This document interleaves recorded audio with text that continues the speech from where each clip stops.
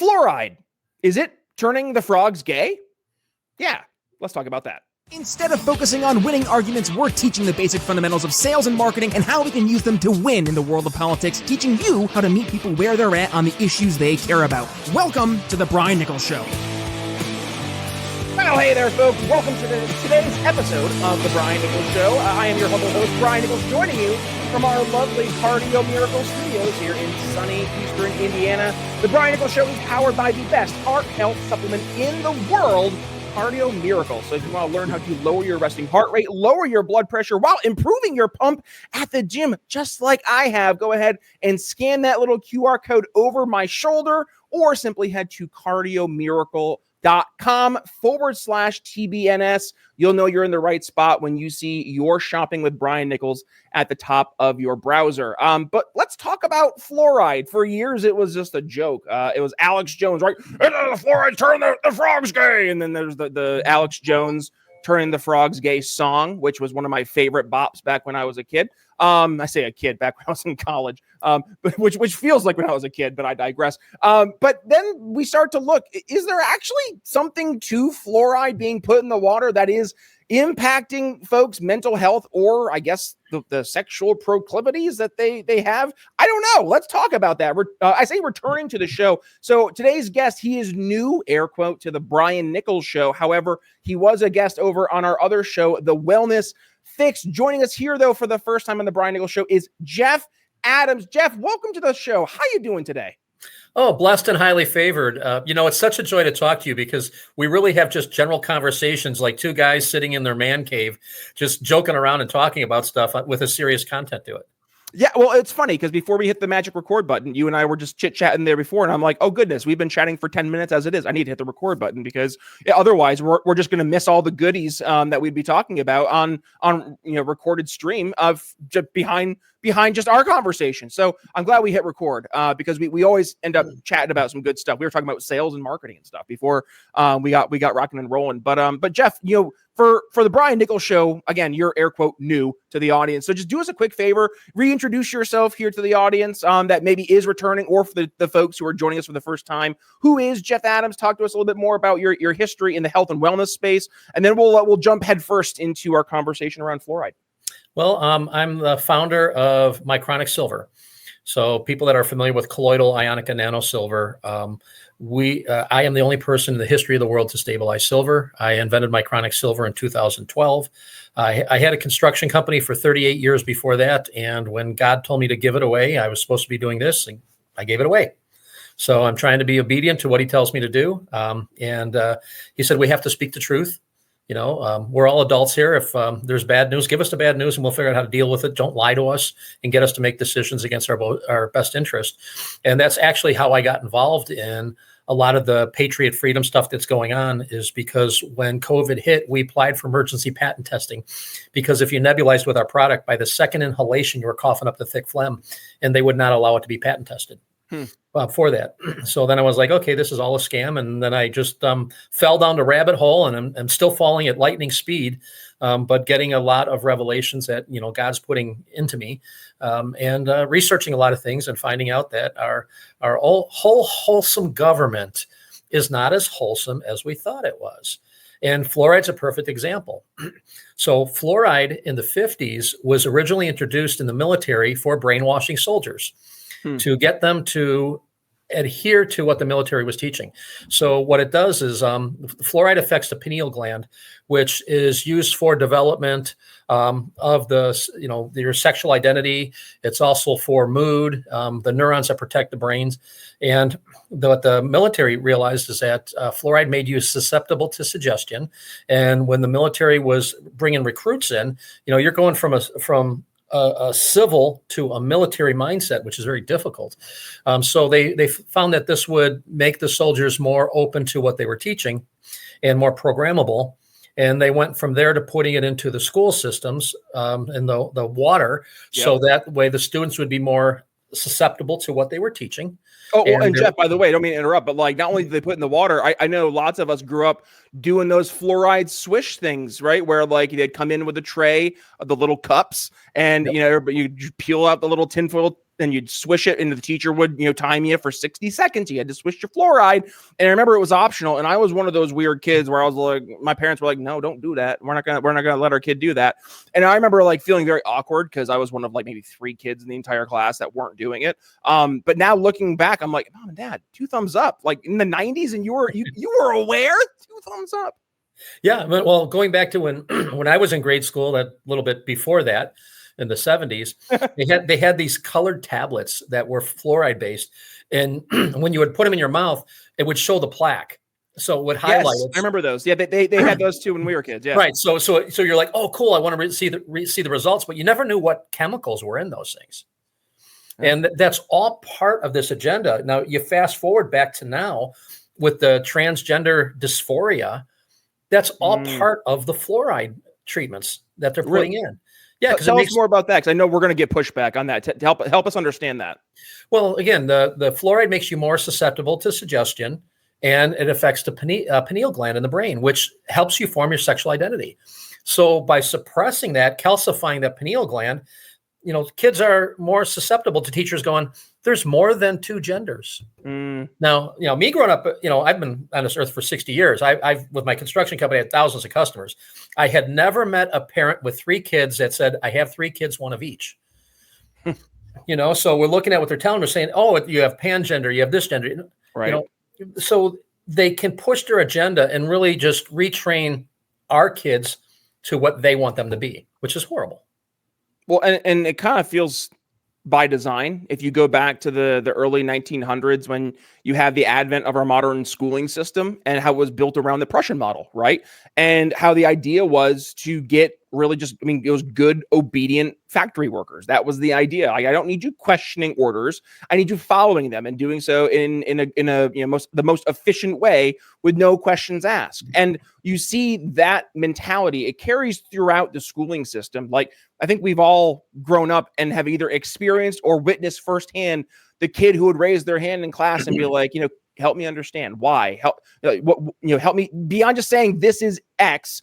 Help me understand why to X. And the teacher just, saying that kid's being disruptive in class and just wanting to move forward. And it's like that right there. There is genuine curiosity. We should be fostering that, I think, and really leaning into that. But what, as to the point of what the original schooling system coupled with what you were mentioning with fluoride and its original intended uses, if the goal is to create just good little robots, right? And it's the meme, the NPC, the non-player character meme, right? That is more or less what we've seen happen, right? Like I think of the normie, and I think of your average person who they're not really plugged in. They kind of just go by whatever the vibes are of the day. It's very much tribal or very much like not wanting to be excluded from the group. We see that a lot. So I get it. Like, if you can create that person to be much more susceptible to wanting, to wanting that social favor and wanting to feel part of that tribe and not really questioning anything, right? Then you look to where we are today. I mean, yeah, it checks out, right? And that's not good. That's not a good thing. So how do we fix that? I mean, like that, I guess that's the question. Like, is there fixing where we are today? I've seen the numbers, Jeff. Like, it looks like there has been a drop in LGBTQ identification over the past couple of years. Is that because it was more social contagion versus the social subception, yes, of the fluoride, for example, or is it policy prescription? Like, why are we seeing the change now? Well, we're seeing a revert back to Christianity. We're seeing more people of faith, especially since the Charlie Kirk assassination. There's more people getting on board with it, and being exposed to it. In California, this is going back to Obama. They passed legislation that, if a child comes in and there's gender confusion, you cannot tell them that heterosexuality is an option, and they were pushing the homosexuality end of it. And this has become something going, oh, it's normal. It's completely normal. No, they've gotten us to take everything that's abnormal and agree that that's normal, and that we should, instead of fixing the problem, because now there's not a problem because it's normal, so it breeds acceptance. And that's where the fluoride comes in, because everything is susceptible to determination by whoever's pushing the agenda. It's almost like AI. AI is only as good as the people that program the bots that control the AI. So if that person is ultra conservative or ultra liberal, that AI is only going to adhere to the guidelines that developer put it into. And that's what our schools have come to, that these big teachers unions and what they're doing, unions used to be a really good thing. If you're a new parent, you already know the feeling.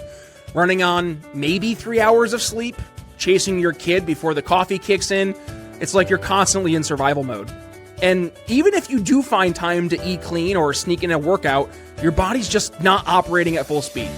Stress, sleepless nights, and poor nutrition tank your nitric oxide levels, leaving you sluggish, foggy, and unfortunately snapping at the people you love the most. And trust me, I've been there. That's why I started using Cardio Miracle. That's a clean nitric oxide blend that supports energy, circulation, and mood with no caffeine crashes or stimulants. Just ingredients like organic beetroot, CoQ10, and L-arginine that naturally help you stay present, productive, and powered through parenthood. Trust me, this stuff helps you show up for your family. So, scan the little QR code over my shoulder, click the link in the show notes, or simply head to cardiomiracle.com/TBNS to give it a try. And by the way, when you go to cardiomiracle.com/TBNS, you're going to get a discount automatically applied at checkout. Just look for the little note saying you're shopping with Brian Nichols at the Cardio Miracle homepage. One more time, that's cardiomiracle.com/TBNS. And now, let's get back to the show. Back in the 20s and 30s, when our industrial age, people were getting killed by machinery. They had catwalks without scaffold. People were falling into, machines that were chopping up, hamburger and stuff like that. So they were a good thing. But fast forward today with the unions, who does unions service? Big business, right? So, so it's really become a slave to big business, not the people they represent. And we see that with everything. The schools, the teachers unions, they used to protect the students. Now they want the students to adhere to the teachers, and you can't fire the teachers. If a teacher is, sexually harassing or involved with a student, they move them to a different room, even to a cafeteria where they don't do anything all day long because they can't fire them because the union's protecting them. And what eventually happens, it's called the vampire theory of economics and relativity. So what happens is these things become self-consuming. It's based on two questions. What can vampires really starve to death? And what happens when they eat all the humans? And we've seen it with the hashtag Me Too. We've seen it with Black Lives Matter. You've seen it with the Democratic Party. They're becoming self-consuming now because, when that whole brotherhood bond is broken, they go to survival. It's everything's goal in society is survival. Every organism. That's why when they came out with the pandemic and they're doing these vaccines on this virus, viruses mutate on average at once per hour. They're much smarter than we are. Their goal is not to kill the host. Their goal is to spread. So they mutate every hour to become less lethal, but more infectious to spread their virus all over the place. When you start destroying it, it pulls back and colonizes and localizes itself to try to protect its colony. And that's what we're seeing in a lot of these things that are happening. And that's why the whole pushing of abnormality being normal was ultimately their demise, because finally, when it started affecting each individual, people go, well, wait a minute, this is affecting my survival. I can't go out and go to church or talk to somebody. I can't go out and eat at a restaurant. Hey, I can go get a tattoo. That's a necessity there. I can go to strip clubs. Go protest for Black Lives Matter. Yeah, go raise your fist for the social issue of the day, which, by the way, candidly, that's where we built like 90% of our audience back was during 2020. We were one of the leading voices, I'd say, more in the liberty movement against the pandemic response, specifically around the government lockdowns. And we had leading experts. We had Nick Hudson from Panda, which was one of the leading organizations looking at the actual analytics of the pandemic, and just how insane the response was, and how actually the response was causing more harm than the actual virus itself, right? And this was very controversial to say back in the 2020, 2021, 2022 even. And we are still at the point where my YouTube channel is demonetized because we've been labeled harmful content from our content back in the pandemic.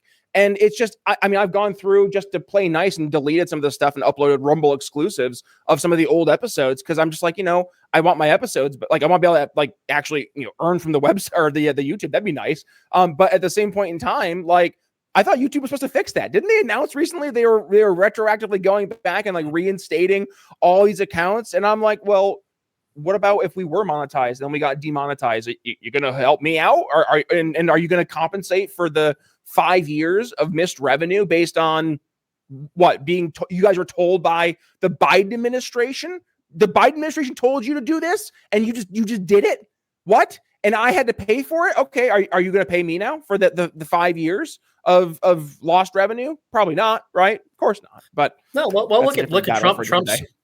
Trump's suing the European media for $1 billion because of the lies they told during, why are you not getting, why are the people that were damaged, not only monetarily, but your reputation damaged by claiming you're this or saying you're this, there are punitive damages that should be awarded. Why did they take what the Leiden administration said as gospel? And, this again is the danger of us blindly following anybody. Listen, I love President Trump. Yep. I would never do business with him because he's a better businessman than me. He'll outsmart me. If I don't live up to my contract, one little thing, he's getting everything he can out of it. That's just good business. Mm-hmm. That's what our government should be. Our government should be taking care of the people. Our people should not be a burden to the government. The government should be helping take care of people. The government should be making sure that we have the best economy in the world. If you want to do business here, you got to pay through the nose. Not give all of our stuff away because they're printing money, because we'll just tax the heck out of people. I mean, even biblically, the kings and princes of the land should never pay taxes. It was for foreigners. That's the way it should be. If you were a natural born citizen here, why are we giving $50,000 to third world country illegals coming over, helping them set up businesses, giving them $1 million loans, and they don't have to start paying them back for 7 years? Why are our kids not getting college funds or money to go to college or build a home or start a business? Why isn't that $50,000 per person going to them? Why, when our government shuts down, do we still do foreign aid, but we shut down our museums here? We shut down our parks here? No, the stuff going overseas to other countries, that should be the first thing that stops when there's a government shutdown, along with the politicians' paychecks. Do your freaking job. Be a no-brainer. Yeah, I mean, we're always the last line, the first ones to get affected, but the last ones that reap the rewards from it. Why? Like you said, the monetary loss that you had from when they shut you down. When the government finds a lot of these organizations, like they just fined a car warranty company $10 million because of fraud. It's a fine that goes to the government. Why isn't it going back to the people it defrauded? Because they don't want us to get wealth, because with wealth comes power. And independence. It's more the independence, because when you're a free thinker, you are a danger to whatever administration is in. I don't care if it's Democrat. I mean, Jeff, we call that FU money, right? I mean, that's the idea right there, to have FU money. Joe Rogan has FU money. That's why during the pandemic, Joe Rogan was public enemy number one. That's why you had Sanjay Gupta going in the show from CNN, going on Joe Rogan's show, trying to take on Joe Rogan as the health expert. And then only to be called out by Joe Rogan for like Joe Rogan saying, look at what your network did. They took a video of me when I got, they call it horse dewormer, the ivermectin, right? And he's like, I got that. He's like, number one, I can afford people medicine, mother effer, right? That was one of his famous lines. but then they show a side by side of Joe Rogan's original post versus the post that CNN did of his video, and they grade his skin out to make him look like he was sickly and he was ill. And it's just like, he was one of the leading voices to call that out. And yeah, that's why they went after him, because he was effective. He was calling out the BS. And you had folks like Anthony Fauci and Deborah Birx and the head of the CDC, Susan something, but doesn't matter. No, Rochelle Walensky. That's who it was. Rochelle Walensky. Like, you had all those heads of the different entities for the public health administrations. Oh, I'm sorry, I forgot too. Our favorite Dr. What was their name? The old NIH person that Bobby Kennedy took over. Rachel Levine. The totally not a Rachel, dude. Rachel Lahim. Yeah.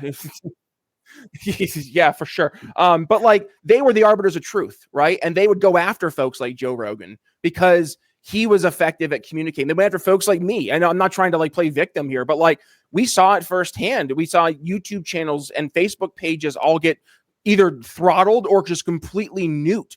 My Twitter page is still to this day broken, even since Elon took over. Like whatever they did during COVID, you see like it's an upward to the right engagement.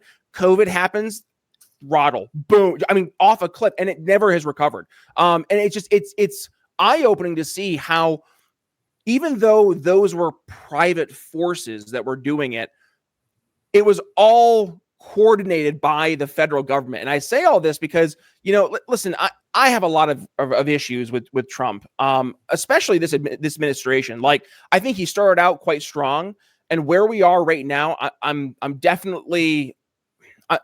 I'm looking. I'm not saying I regret my vote for Trump, but I definitely have like red flags that are popping up all over the place. Like, I don't understand this infatuation to supporting and just, blindly backing anything that like, Lindsey Graham or the neoconservative folks that Trump was calling out in 2016, right? Like, there's this infatuation to listen to this crowd.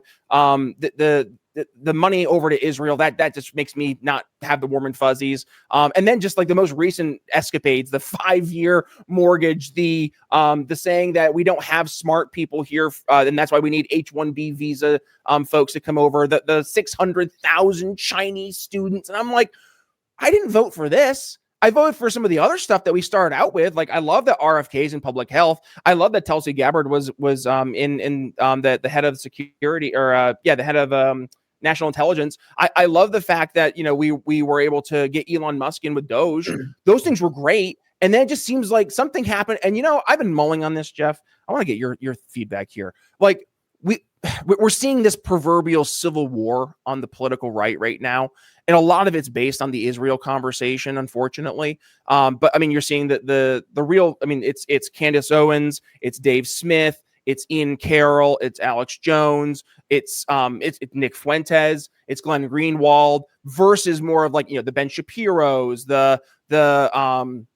pretty much name your leading conservative, leading political influencer, right? Your Steven Crowders, your Andrew Clavens, pretty much all of them. Mark Levin, Sean Right. Hannity, they're all much more in favor of it. And I'm wondering, like, September 10th, Charlie Kirk gets assassinated, and Charlie Kirk just seems like he was the linchpin for a lot of this, like keeping things kind of together.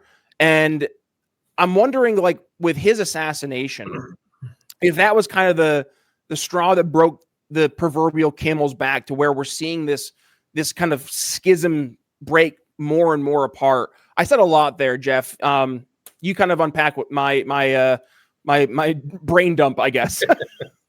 Well, I kind of look at this, like I said, I love some of what President Trump's doing.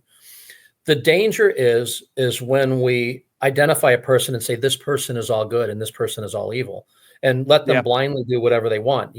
One of the big difference I used to say when O'Biden was in office, the two of them, is, I called them O'Biden once on accident on the show, and I was like, it's probably because it's true.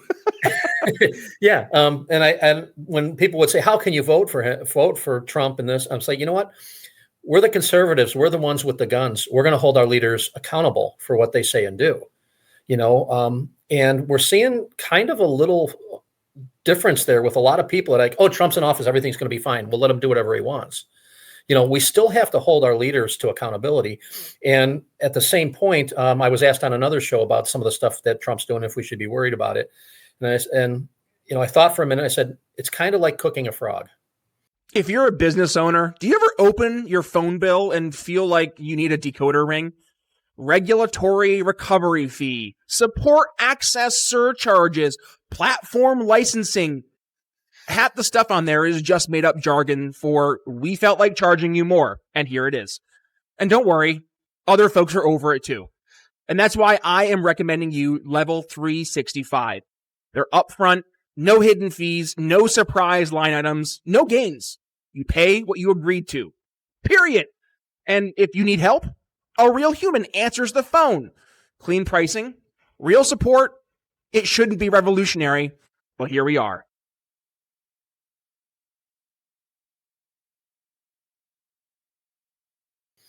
Because you drop a frog in boiling water, it's going to hop right out. If you put the frog in lukewarm water and slowly turn it up, that frog will sit there till it's cooked. And with all the things that were wrong on every level of our government, I don't think you could just come in with an etch-a-sketch and erase it and start all over, because it'll incentivize the other people. I mean, look at how radical they're right now. I mean, they killed Charlie.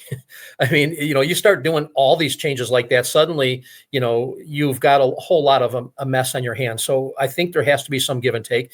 And there's some things, and I do have some connection with some high-level military people that are saying, just wait. There's some things you have to do in order to do other things. And sometimes it's giving a little on this end so we can get a lot on this end. So we have to let some things play out. And we've seen it when Biden was in office. Right away, it was like something happens and we want to know what happened. We want to know. Do the investigation, do the stuff, find out the truth, get it out there instead of all the misinformation. So as much as I like some of the stuff they're doing, I don't like some of the stuff that's going on. I'm not getting too enthusiastic over what's being done, and I'm not getting too dire over what I don't like that they're doing. And I think we have to give it a little bit of room, enough to make a change. And it's almost like the implementation of socialism in reverse. So socialism, our society is here, and they're going, we want this way over here. The goal's not getting here. The goal is moving this base over, and then they go further. So it's like a slinky. And we almost have to do that in reverse. And I think that, some of the people that are involved at high level, I know personally, and they're decent people. Doesn't mean they're not corruptible. Doesn't mean they're not self-motivated. But I think at the core, they are good people. And I'm really hanging on that. And in the end, God wins. So I don't really care. Everything is for his glory. So every president that's ever been in office has been ordained by God to get there. Even Biden, they were designed by God, ordained by God to be there, because I believe it had to go to a point where it's so bad that the next president that comes in, you can't say he's our savior. You're going to say only God could fix this. And re-implementing God in our society is the start, because once man becomes autonomous, man can decide what's good and bad, just like socialism. If we all vote that murder's okay in certain circumstances, well, then murder's not a crime anymore. No, so we have to adhere to the higher power, but we've kicked them out of our school and governments. So we need to get God back into our school and governments and start re-educating people on family values and morals and stuff like the truth, like these natural remedies. Every single pharmaceutical out there is plant derived. So they take a plant, they isolate the compound, and they say, hey, we can make a synthetic version of this. That way we can patent it. We control the supply. Now we just have to create a disease state where the demand outweighs the supply, and we can charge whatever we want. And that's what Rockefeller did. You and I talking about this back in the Wellness Fix? Is it acetaminophen is from the birch tree? Is that right? Yeah, acetaminophen is white willow bark. Yeah. White willow bark. Okay, that's what it was. Yeah. Yeah, every single drug is from a plant. So that's actually, getting back to not my chronic silver, but silver in general, colloidal silver, it was used for thousands of years. In 1923, Rockefeller tried to patent it. And he couldn't, because it's part of our monetary system and it's all natural. 3 years later, they discovered penicillin. And then they've been trying to get silver out of our society ever since. But they used silver for everything before 1923. So it's not but then they went on a big campaign to say, oh, this is like witchcraft, or this is just some, medieval like bloodletting, which even chemotherapy is actually worse than bloodletting. At least bloodletting, you form new platelets. Chemotherapy kills everything in your body and hoping you have enough to survive. So they've got a big megaphone and a big voice where they can push their narrative. They get a bunch of people speaking on the same thing. It's the lessons of Babel. When they were building the tower, they were succeeding, and God confused the language when it crumbled. They've learned that lesson. They're using it against us. So on the other side, they're all speaking lies on the same level. And again, they were succeeding when they're building the Tower of Babel because they were speaking the same language. They're using that against us. So they changed the language. mRNA, messenger ribonucleic acid, they changed to modified ribonucleic acid because they changed it. So they changed the terminology. And so this is not only a political front, it's a spiritual front that we have warfare going on. And we all have to start educating ourselves, not look at the first thing that comes up on Google. And you were talking about the kids in school, Daniel, the kid that always asked why. That was your scientist. That's the only question you ever ask in science is why. Why does this do this? Why, when I implement this, does this work this way? Why doesn't it react with this? I had a friend who was a nuclear biochemical engineer. He was one of 8 in the world. Only question he ever asked is why. And what do they do with those kids? They shame them. Sit down, be quiet. Put you on Okay. Ritalin. It's Yeah. it's just amazing. And again, fluoride was the beginning of all this stuff, and we're seeing it now. And I thank God that Robert Kennedy Jr. is up there talking about it. Listen, there's a whole lot of other things. Fluoride is 10,000 times more toxic than cyanide. So let's put it in our water. Let's put it in our toothpaste. Fluoride is actually made. It's the waste that's left over from making fertilizer. So back in the Nice. back in the 60s, I think, or 70s, they lobbied the federal government and they said, well, wait a minute. Technically, if you can sell it, it's not waste. So this toxic waste, so toxic that if I spill an ounce of it on the ground, I'm required by federal law to have a hazmat team clean it up. But it's not considered toxic waste because it's a commodity that you can sell. Wild. Jeff, I really appreciate the chat today. We're getting close to the end of the show. So what I like to do is we do a little part here called Final Thoughts. And what I'd love for you to do is just bring us home, right? Like, what would you like the audience to really take away from today's conversation as we're kind of, we painted a really interesting rainbow today of different colors of conversation around both the fluoride, but how that impacts mental health around the transgender issue. We talked about how we got to where we are today. We talked about some of the objections and how, even as solutions came to the table, government and nefarious actors were keeping things kind of pushed to the side. But I mean, with that all being said, like, where's the positivity? Where's the ray of hope? Like, do you see things getting better? I mean, you mentioned RFK Jr. doing some great stuff there over at the NHS. But I mean, do you see anything else that we can aim towards as we're taking steps in the right direction? Bring us home. Final thoughts. Well, take control of your health. Your health is the precursor to everything. Your whole body health starts in the mouth and the gut. Your fighting diseases starts in the nasal passages. So viruses incubate in the nasal passages. And that's one of the reasons why, we sell the silver bullet kit behind us on our website, is because it's everything you need in your medicine cabinet, and it's all natural. Stop going to chemicals, stop going to doctors. The pharmaceutical companies are the fertilizer companies and the chemical companies that makes the poison that's poisoning us, but then they're giving us the remedy that they have, again, that they're making profits on both. And they're saying, well, this is what you take for it. It's literally the arsonist calling the fire department and getting the radio interviews going, what a good person I am because I called the fire department.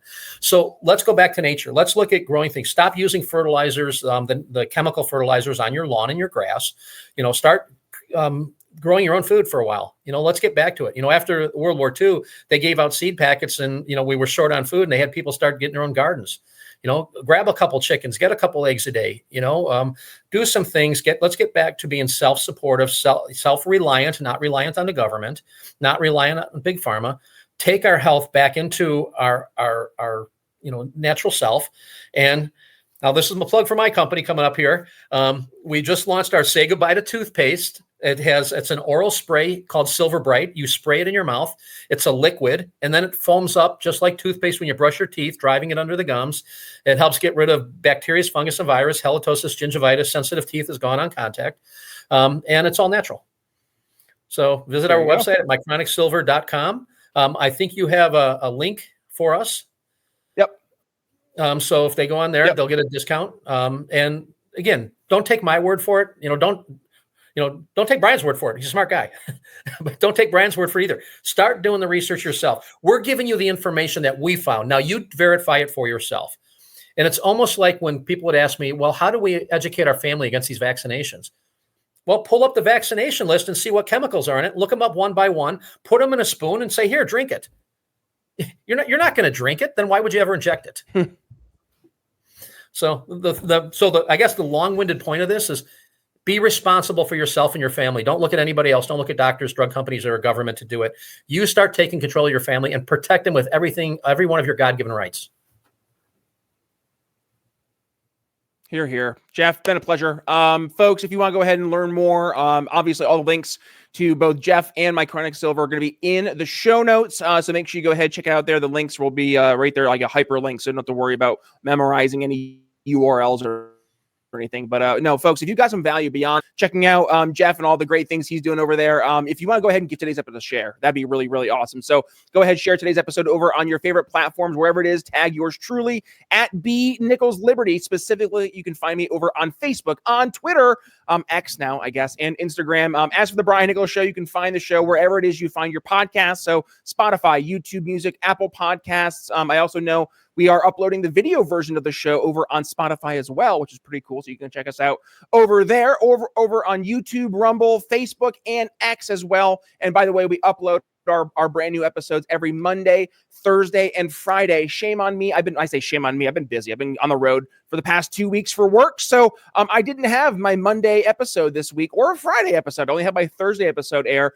So today's episode is going to be airing tonight, Saturday, obviously at 9 we're recording in the morning here, but 9 p.m. Eastern. So thank you folks for the scheduling snafus, but don't worry, going into next week, we have everything all mapped out as per usual. Monday, Thursdays, and Fridays at 9 p.m. Eastern. And otherwise, folks, if you want to support the show, go ahead and support the folks who support us, like our phenomenal sponsors there, like Cardio Miracle. Again, scan that little QR code or head to cardiomiracle.com/TBNS. But with that being said, I think we're going to go ahead and say goodbye for today. Jeff, any final words for the audience before we wrap things up?